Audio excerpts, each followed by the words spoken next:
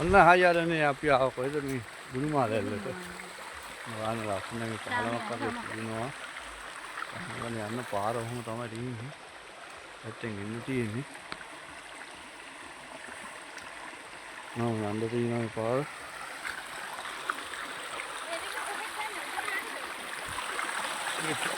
අන්න යන්න තියෙන්නේ. පාරවල් දෙකකට බෙදෙනවා. එතන බමර තමයි ගිහින් පාරනේ.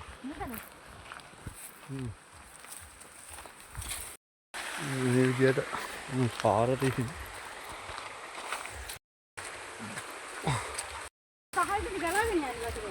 මේ තමයි මෙතන තියෙන්නේ. තමයි යන්නේ.